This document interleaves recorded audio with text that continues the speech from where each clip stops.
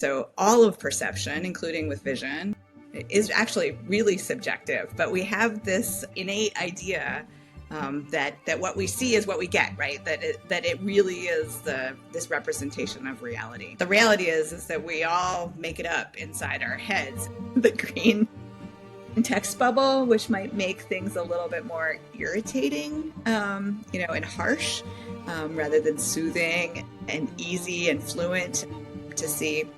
And so you can imagine that those kinds of effects affect us. Those kinds of subtle cues are actually influencing our choices, our behaviors, and even the way that we make friends. If attractive people are looking at the product, it meant that our participants that were brought into the lab were much more likely to look at and spend more time with the product.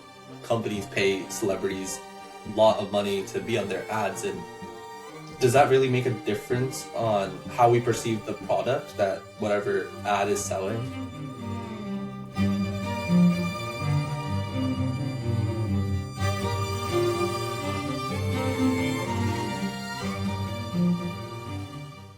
Have you ever looked at the same photo, the same screen, or even the same conversation as somebody else and realized that you saw completely different things? Why does something as simple as the shade of a text message's color, like blue or green, completely change how we feel about the other person? And how come some people's choices are quietly nudged by celebrities or familiar faces, even though they're supposedly making their own decisions? These questions sit at the heart of how our brain interprets the world, and that interpretation shapes the decisions that we make every single day. Hello, I'm Avnish, and this is The Early Perspective. Each episode, we explore how the brain works and what that means for how we learn, think, and live. Today, we're going to be diving into a fascinating corner of neuroscience: visual perception and decision-making, and how psychology affects the things we do every single day. To help us break all of this down, I'm thrilled to welcome our guest, Dr. Johnson. Dr. Elizabeth Zab Johnson is the Executive Director and Senior Fellow of the Wharton Neuroscience Initiative at the University of Pennsylvania. She focuses her research on vision and visual behavior. As an expert on vision, she's also worked with the US military special ops and also the FBI hostage rescue team in order to improve their visual training and assessments. Before joining Wharton, Zab was an assistant professor of neurobiology at Duke University School of Medicine, and here she established the Duke Institute of Brain Sciences. She received her PhD in neuroscience at NYU and her undergraduate degree in psychobiology from Mount Holyoke College. She's very passionate about how neuroscience can impact and improve many aspects of how we make choices, lead organizations, and live our lives. Her research and practice strive to push applications of neuroscience outside of the traditional laboratory, and in order to find new solutions for real-world challenges that impact individuals, businesses, and society. She's also the co-author of Visual Marketing, a practical guide to the science of branding and retailing with Barbara E. Kahn. And all of this is based on a class she co-developed and co-instructs at the Wharton School. Dr. Johnson, thank you so much for joining me here today. Thanks for having me. I'm pleased to be here. Of course. Okay, so let's start at the beginning. Can you tell me about your journey getting into this field? What really sparked your curiosity about studying how we see things and what that means? So I had always, I think, wanted to be a scientist, and I actually got started working in a laboratory when I was still in high school. I sort of found my way into the local university and positions, and I started one summer. I think I was about 16, and all I did was label drawers in a laboratory, right? I couldn't really do any hands-on research at that point. I didn't have any skills, and there were also liabilities around doing that. But that was sort of my entry point. And I think it was just because I was really curious about the process of science, and even labeling drawers and organizing a laboratory, ordering supplies was incredibly helpful to get me started. when I was an undergrad at Mount Holyoke College, I thought that I was going to be a biology major. And I quickly learned in my intro biology class that I didn't have any skill or affinity for taking plant biology classes. And so I went through all the courses and all the majors to try to figure out what I could study without taking plant biology classes, but still take all the biology classes that I was really interested in. And I stumbled my way into something called psychobiology, which was sort of a joint program between psychology and biology. So I got to take all these classes, that were sort of focused on both animal and human cognition, and do that from the perspective of both the sort of biological sciences and the psychological sciences. And that's really what began that whole passion of mine. And of course, it was a natural step to go from then into neuroscience.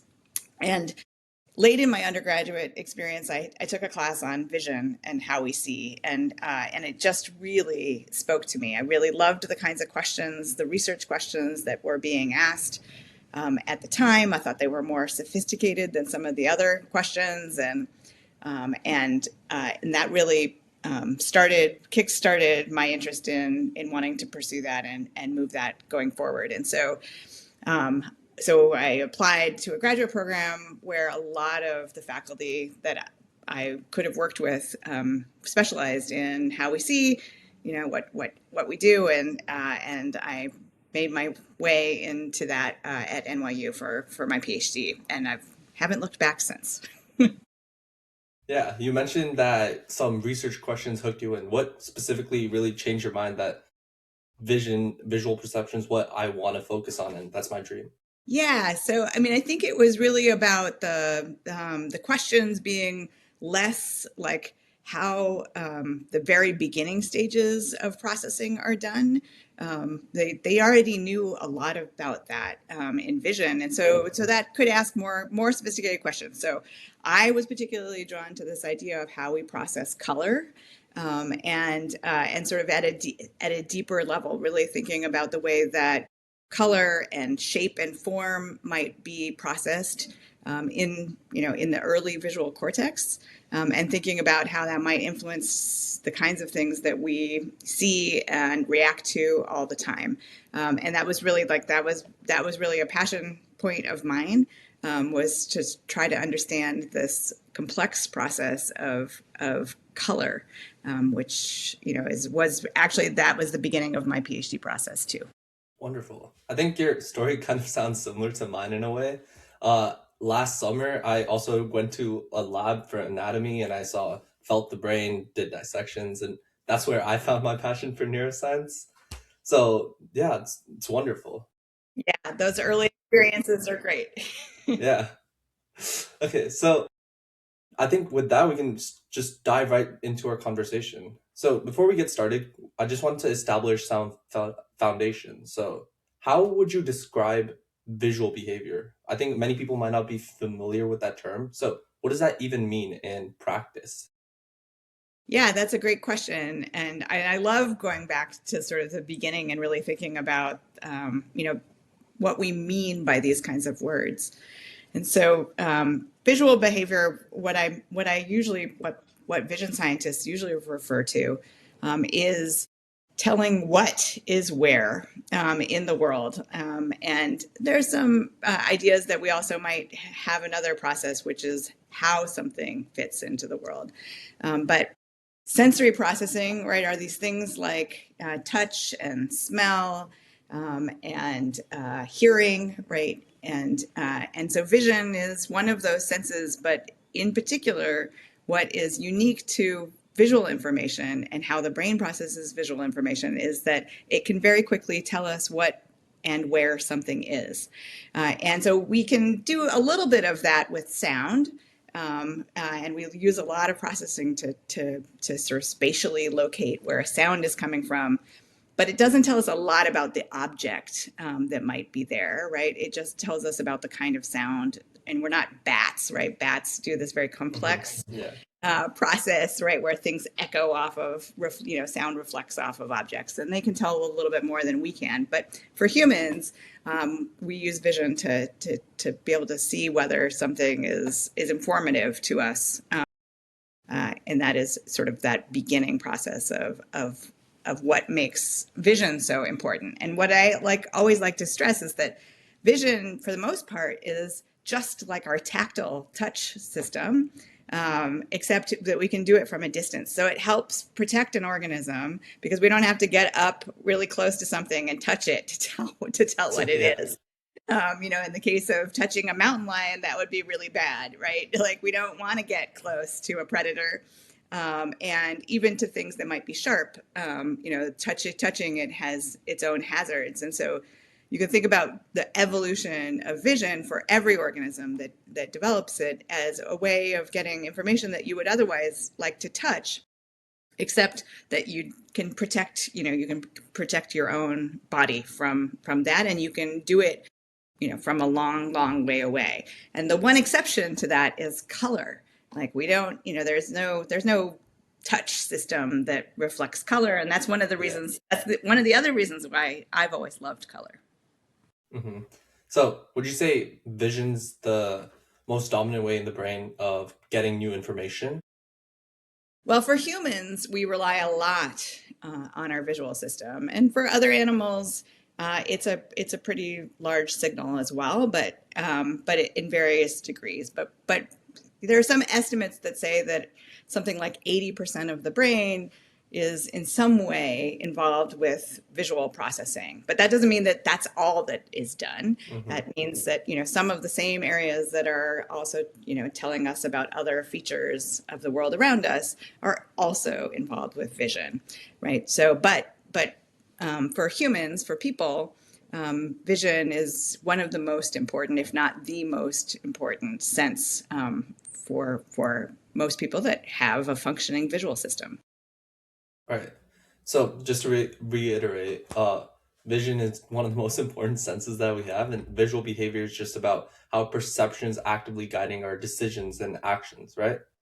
Correct. So I think that people believe what we see is objective because our eyes, it's our main form, as you were talking about, to get all this new information. But how objective is our vision and perception really? What is the myth or what is the fact behind it? Yeah, I mean, I would say that that perception is not objective at all, and I think we often think that and actually philosophers talk about this idea that what we see is like potentially a veridical representation of the world, and that means like a true representation of the world that's out there. But the reality is that we all make it up inside our heads. It's all based on these kinds of sensory processing that we do and how we convert signals that are things that are around energy and waves and and matter into this way. And so all of perception, including with vision, is actually really subjective. But we have this innate idea that what we see is what we get, right? That it really is this representation of reality. And that's one of the reasons why visual illusions are so compelling to so many people, is that is the one place where people realize that, whoa, maybe this isn't exactly what I thought it was. And that can be really shocking.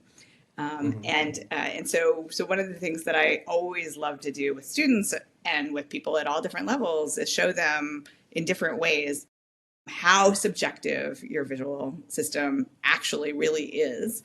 And what you think is true is based on a lot of things around your experience in the world, your knowledge, your framework, your context for how you've learned and navigated through past experiences, and even how you're predicting what is coming from those experiences.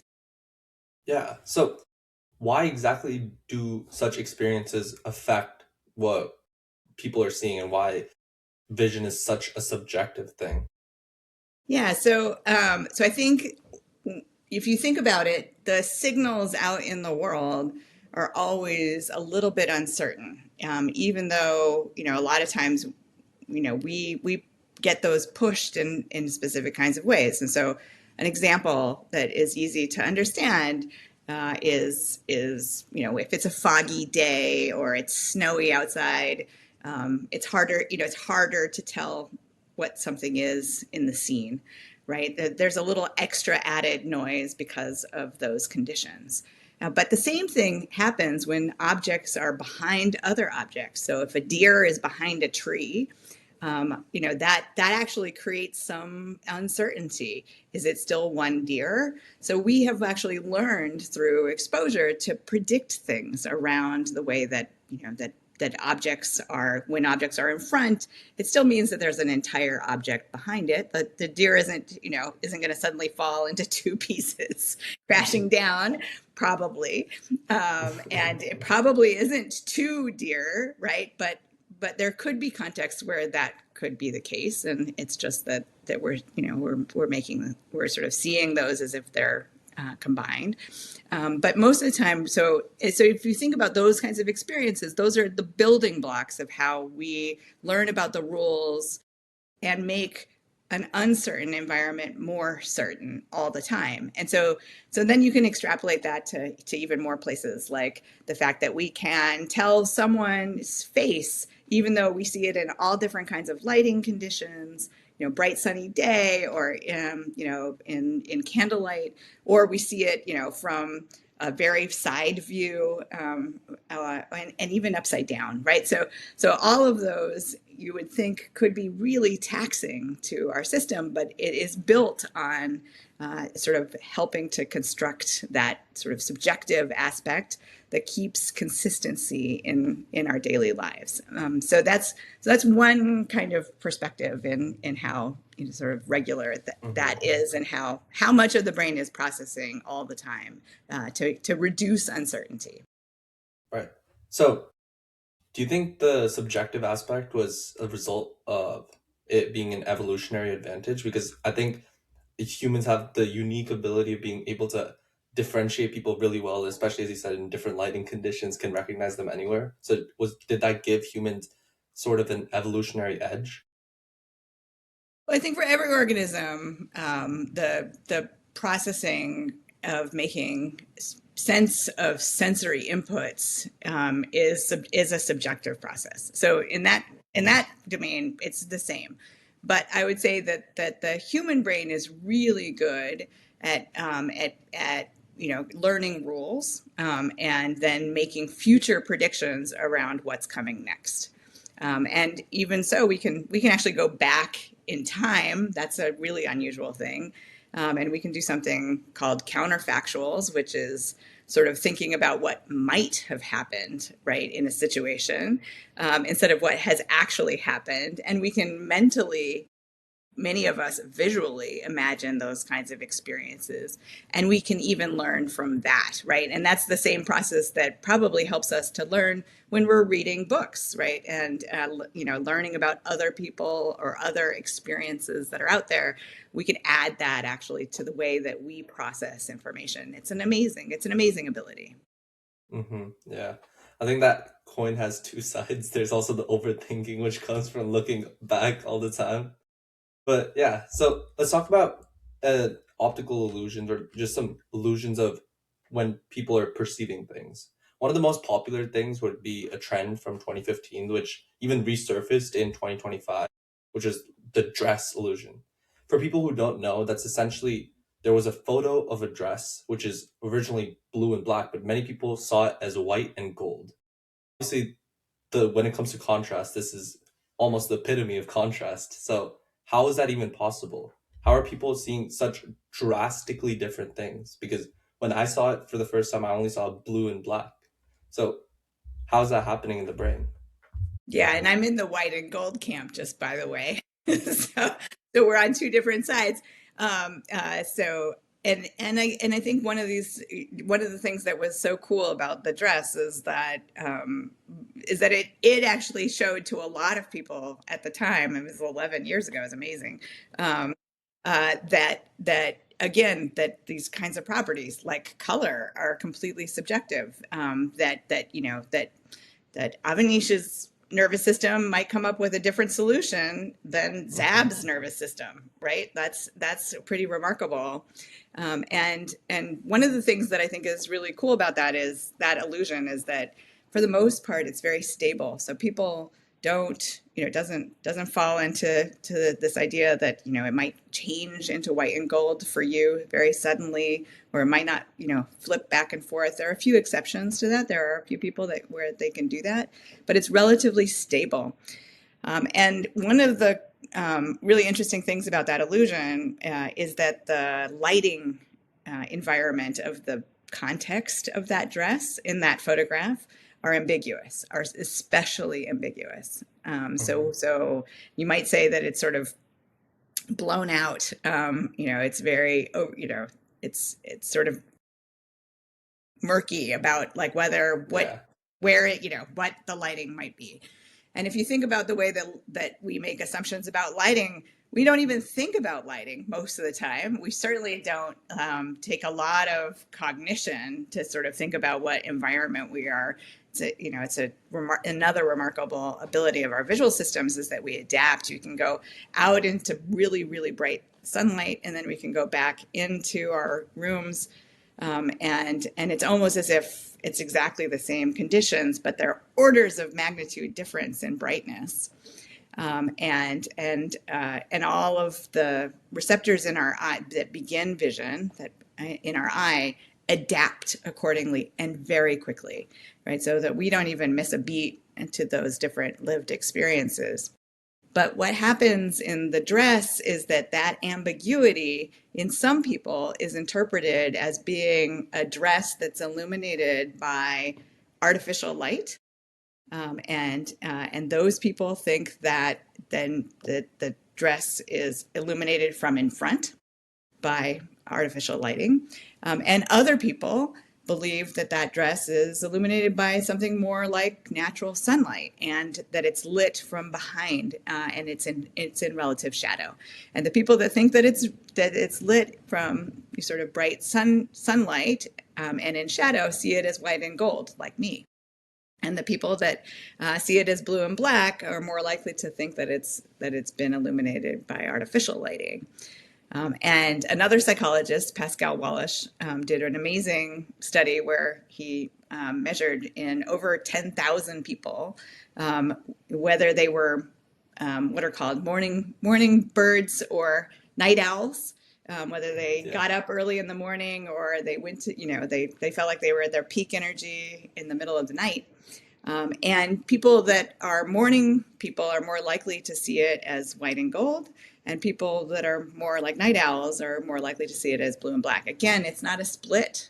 It's not a one-to-one match that way. It's just that the probability of seeing it each of those ways increases if you perceive that aspect of yourself. And I happen to be someone who rises very early in the morning. Avanish, do you get up early or do you go to bed late? I try not to if I can. Yes, exactly. So most teenagers actually are in your camp, and young people for the most part have been seeing that illusion as blue and black. So it sort of falls into that category. So for me, that dress illusion just reinforced already what I knew, which is that it's a really complex calculation of how we perceive the world, and it's based not just on the kinds of light that is part of or reflected off an object, but is also our assumptions about how that object is illuminated. And in this case, when the cues don't tell us what that is, our brains make those calculations for us. And one of the things that might be different in those two different experiences is that if you get up really early in the morning, you may actually have more natural daylight exposure across, maybe even across your lifetime or your lived experience than someone who goes to bed very late and is maybe working hard on homework under artificial lighting. Maybe you have less exposure over time to natural daylight. And because of that, your sort of system predisposes you to one of those solutions versus the other. And so you can think about all the way that our lived experiences like that might contribute to our interpretations. And that's what is so amazing about these kinds of visual illusions. Mm-hmm. So you're saying that people who are more used to, especially seeing artificial light, might notice that artificial light in that photo and see, I think you said blue and black, right? Blue and black. Yeah. Mm-hmm. And also, yeah, just because your what neuroscientists and psychologists call your priors. So that means that that your experiences up to that point might be more so your brain's priors are set to it being probably artificial light. That's just the assumption that your nervous system makes, because your experience, your cumulative experience, has probably more exposure to artificial light than natural sunlight in that context. Mm-hmm. And another thing you mentioned was that some people are able to see both, I think. So could you talk more about that? How is that even possible if all of these priors or predispositions are happening? Yeah, that's a great question. So it is what's called a bistable illusion for those people, and instead of seeing them both colors at the same time, they flip back and forth. And in the work that's been done so far, the most likely people to be able to flip the perceptions back and forth between blue and black and white and gold are people that maybe are in careers or have experience where they don't make assumptions around lighting. So these are professional photographers, people that manipulate stage lighting. So then you think about the fact that, right, that they might be, their lived experiences might make them more neutral around their expectations of what the surround lighting could be. And because of that, they can actually change the way their brain responds back and forth to two different possible solutions. And just to be clear that illusion will only exist because of that photograph. It would not, like, I get that question a lot. Like, it would never be a situation that would happen in real life, because there we actually have lots of contributing factors to help us understand the ambiguity or disambiguate the lighting. Yeah. Yeah, because that photograph is so specific, has that perfectly, I don't know, bad, poor lighting. So it contributes to your predispositions affecting how you see things. The only other time I can think of this switching between how I'm seeing things is, like, for example, if I saw an optical illusion or something, and once you find out what you can see, you can kind of go back and forth. But then sometimes you're also locked in on something after you've revealed that that's what you're supposed to see. So why does your brain sometimes just get stuck on something while other times you can switch back and forth seeing both things? Yeah, I mean, those bistable illusions are really cool. And so the classic ones, just to orient your listeners, are things like Rubens' vase, where, like, it could be the silhouettes of two people or a vase in between. Yeah, I know what you're talking Right. about. And then the Necker cube is another one where you can see the orientation of what looks like the wireframe of a three-dimensional cube, change orientation. And those can flip back and forth. So those are examples of these kinds of bistable illusions. And one of the reasons that we can flip back and forth is that there are actually two possible solutions for in the Rubin vase illusion for which is background and which is foreground. So is it a vase with a black background, or is it two people with two, I don't know, white silhouettes, or the opposite? I don't ever remember. Probably in both situations, right? And so our brains are finding two different solutions for that, and that is just based on what we decide is going to be the figure versus the ground. And so our brains sort of flip back and forth in between those. So that's a solution to an uncertainty, right? And we can sometimes move our eyes around, and I think we know that fatigue sometimes affects it, so we can get stuck if we're more tired. So because it's part of the brain to be very active to resolve these kinds of uncertainties. And again, these uncertainties exist all the time in what we're trying to see. Objects are behind other objects. Colors are presented in different contexts. We see objects from different points of view and different perspective. So you can imagine that our brains are working hard all the time in regular day-to-day ambiguity as well as these illusions. And the illusions just sort of push it a specific kind of way that makes it sort of an aha moment for people to understand. But that's really it's just shining a light on the regular processing of our visual system. Mm-hmm. Yeah, it's very interesting that there's so many factors that are controlling just looking at a simple optical illusion, for example. So let's pivot to something more real world, day-to-day life. So one of the most popular debates right now is the green bubble versus blue bubble debate. Like Apple's iMessage notoriously uses a blue bubble when texting another iPhone, while a green bubble when texting an Android. So this simple difference is affecting how people are seeing messages, their psychology, their perception. So such a minor change in just color is changing how people are reacting to a message. How is that happening? Why are such subtle design choices just completely changing how we perceive things? Yeah, I mean, color is one of those amazing things that really does affect how we process and perceive things. Whether and part of this is that we have learned associations with specific kinds of colors. That's why red is more of an alert color and sometimes a high energy color. And we have expectations around green as being more associated with nature, just because trees tend to be green, and so our nature scenes tend to be greener, right?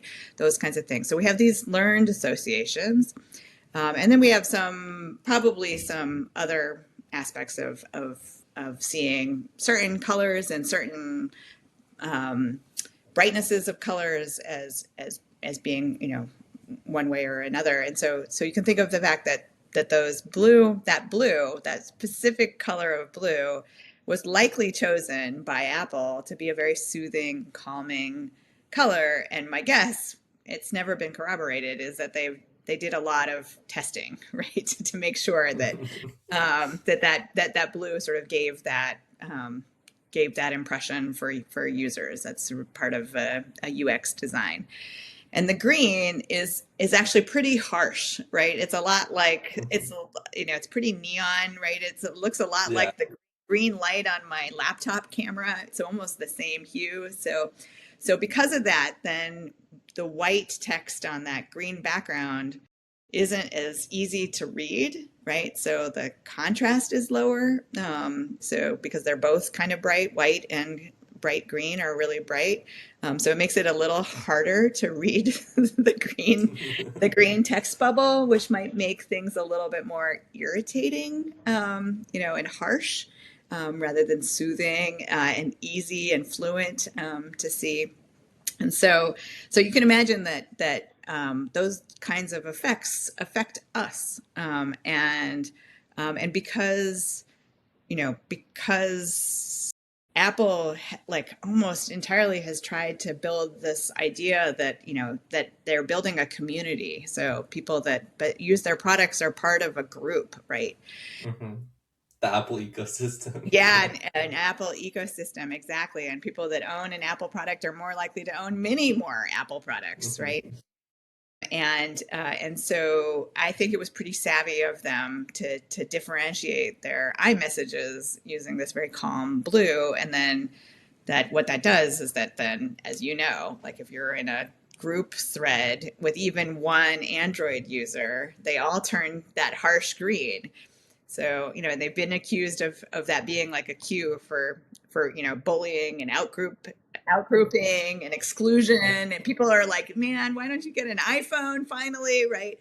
So you can imagine that those kinds of subtle cues are actually influencing our choices, our behaviors, and even the way that we make friends, right? So, or encourage our friends to be part of our own group, and so that's a situation where we can become very aware of that, but we might not actually realize that it is that color, or that it's that friction between being able to differentiate the words, and read fluently.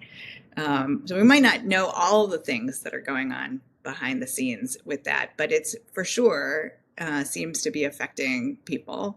And it does seem to drive groups. I mean, young people are much more likely to own Apple products in the Yeah. U.S., right? I think it's And like 80% or something have I like think it's iPhones.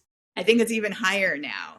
They've almost got the entire market share. So and they really like have designed the whole interface to really take that into advantage. And they certainly did have a choice on SMS, right? They could have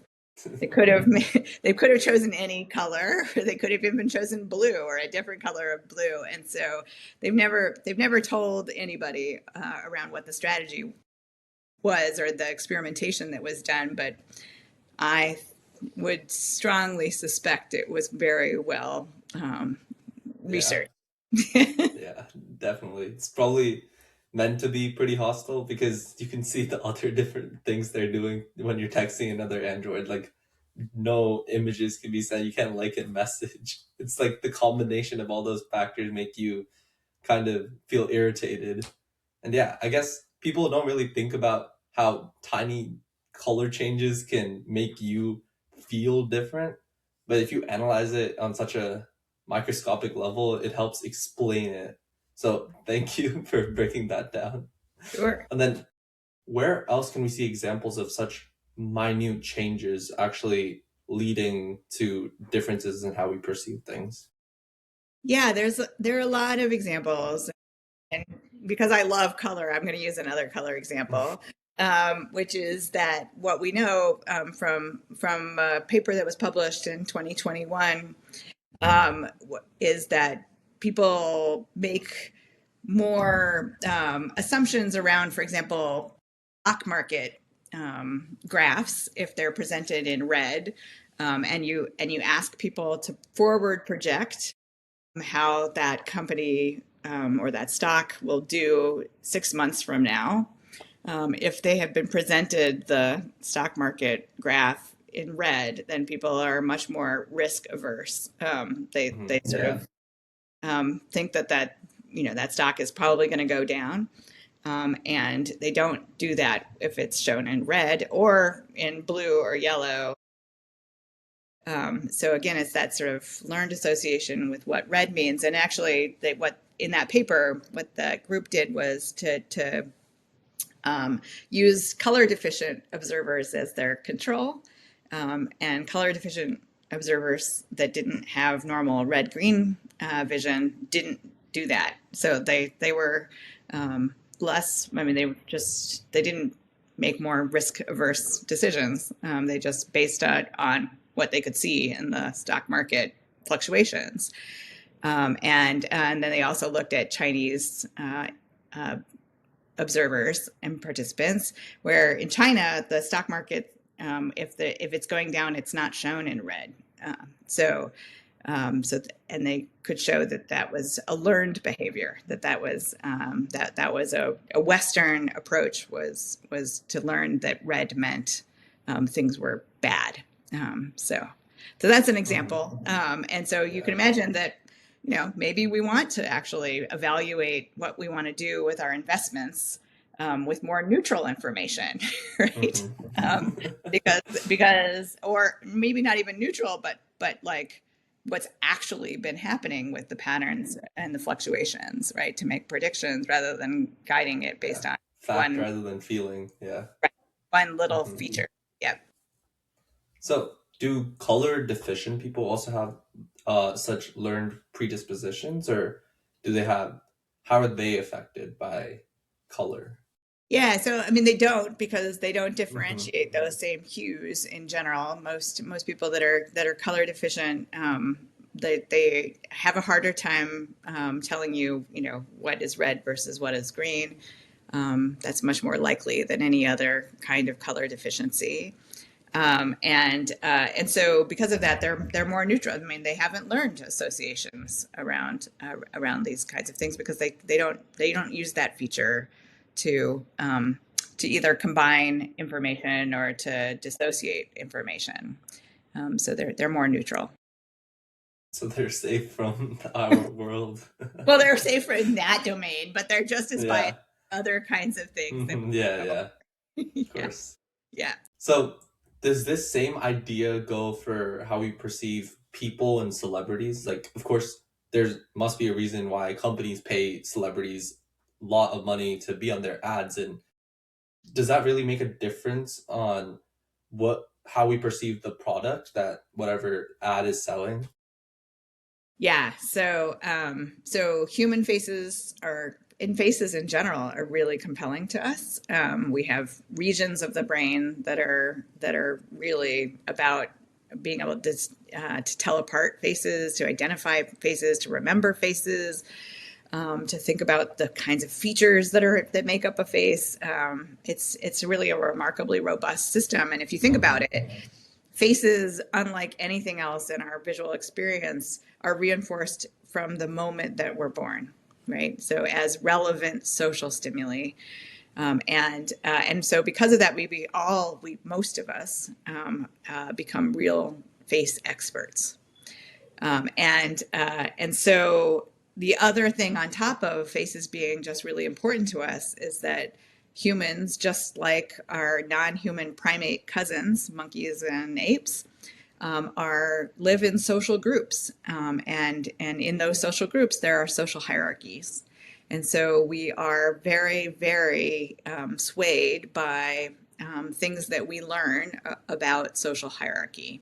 And so if you think about celebrities, they are basically like socially powerful people. I mean, that is kind of one robust definition. People that you would like to emulate, or people that you think have lived experiences that you would like to have, right? Mm-hmm. And that makes them different from spokespeople. That's an important difference, and different from really attractive people too. So celebrities in general, then, when they're endorsing a product, not only is the face going to help attract attention, so that helps with the advertisement and marketing campaigns, but it also makes people more likely to trust and be confident in the product, and to even consider it, right?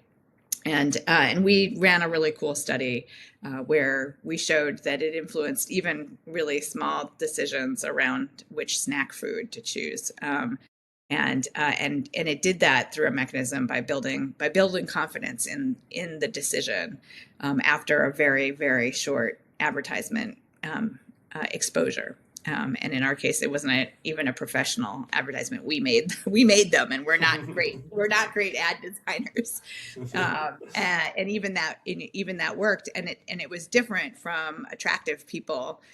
And what happened with attractive people is that, which I think is really important about the paper, but a lot of people didn't notice as much, is that if attractive people are looking at the product, it meant that our participants that were brought into the lab were much more likely to look at and spend more time with the product. If it was a celebrity, they didn't they just glanced at the product, but nevertheless, in the decision part of the experiment, people were more influenced by the celebrity than they were by just having an attractive person, or by spending more time because the attractive person was looking at that product. So that's really interesting. And again, it sort of reinforces that maybe you need less evidence when something is endorsed by a celebrity, to believe in its quality, and its whether it it should be important to you. But it also means, in a very practical sense, that maybe you should use attractive non-celebrities if you want people to start really looking at a product they might be really unfamiliar with, uh, Hmm. in order to really see it, right? Spend time looking at it. Which is, so there might be these two different kinds of mechanisms that you can do to sort of reinforce different aspects of how consumer behavior happens. And are both of these just related to that hierarchy, which is kind of built into us? Yeah. So again, like pretty people, attractive people, like we don't know where they're placed on a social hierarchy. Most of the time, if they're unfamiliar to us, then they would be relatively neutral to us, right? So Hmm. they're not part of that calculation. Whereas celebrities are people that we would love to emulate, or live their lives. That's what people pay magazines, for to look at to see what a little of their life is like, right? Like Yeah. we'll part with actual money, Hmm. to spend more time looking at them. So that I think shows how important they are to us. And again, that makes that makes a spokesperson different from a celebrity. Hmm. So, in what other ways is people's perceptions of products influencing what they do? Like, for example, as you're talking about how long they're looking at it, or whether they're buying the product, or what other factors are going into this? So many factors. So, I mean, if you think about it, you have to see a product in order to even begin to evaluate whether or not it's something that you would want. So it all begins with what vision scientists called salience. So if you see something, if it's more noticeable, either on the shelf or through an ad, or in the context where you see it, at your friend's house, what have you, you're much more likely to add it as part of your evaluative system. So Hmm. that's one of the first things that's likely to be important. But then all kinds of things factor in. Your perceptions, your beliefs around its relevance to you. If it is uh, something that satisfies you in whatever way, right? So if it's a food or it's a product that you want, and what I always try to reinforce is that it's really impossible to use psychology or neuroscience to make people buy things that they don't want, or they wouldn't like.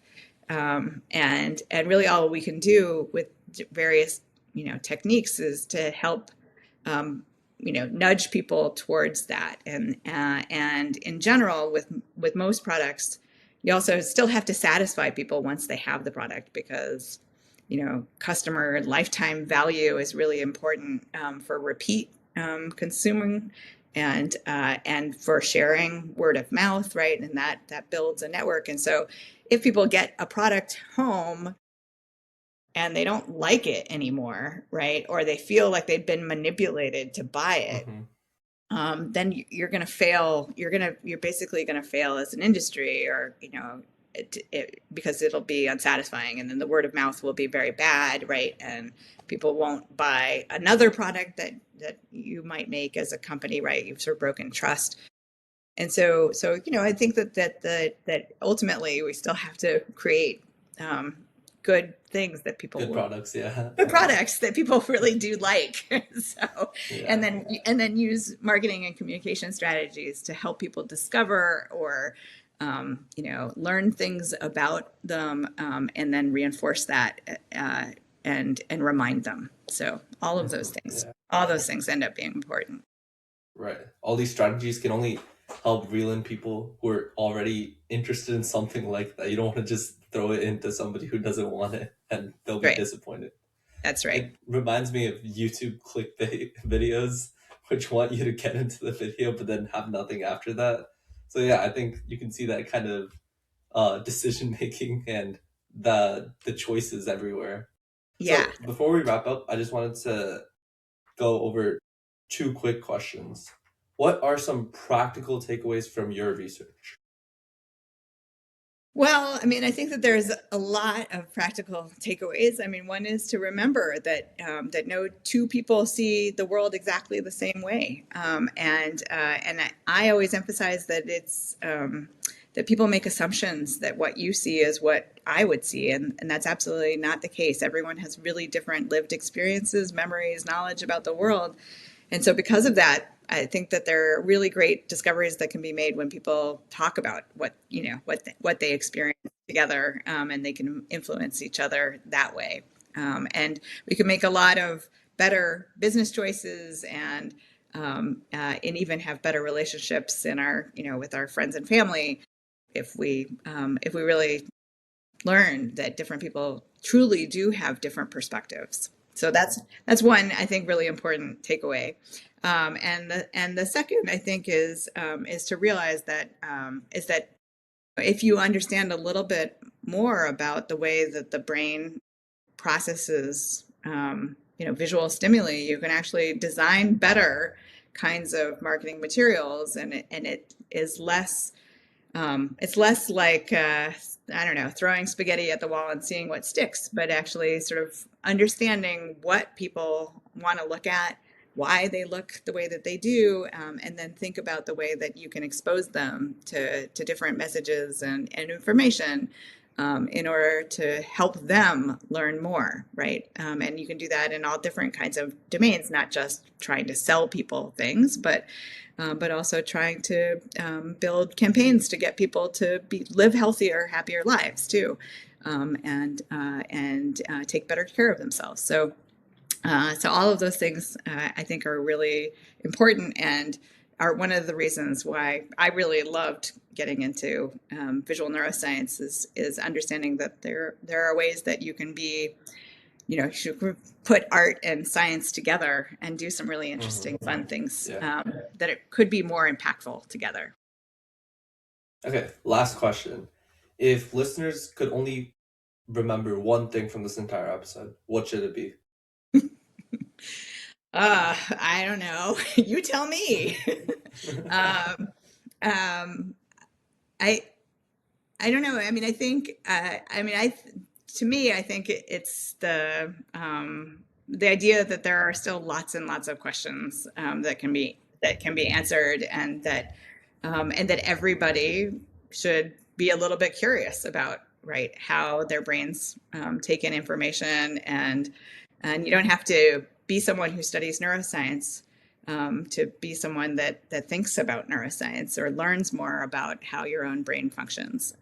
That to me, I think, is one of the things that I remind people about all the time. We all have one of these, so we should all learn more about the way that it works. Absolutely. Yeah. I agree because people often think their views or what they're seeing is irrefutable or immutable, but then they need to realize that other people see different things, or maybe what you're seeing is not even what is actually happening. Exactly. Okay, Dr. Johnson, thank you so much for sharing your insights today. It was very fascinating learning about how even the smallest visual cues or the color of a text bubble or just a familiar face can completely change how we decide, interpret, or just act upon things. For our listeners, if this episode gave you a new perspective on how the brain works and how your decisions are shaped, then share it with somebody you think would enjoy it. Remember, neuroscience isn't just a theory. It's happening in your brain, quietly guiding the way you see and choose things every single day. If you guys enjoyed this episode and learned something new, make sure to follow on your favorite podcasting platform or on YouTube. I'm Avnish, this is The Early Perspective, and I'll see you in the next episode.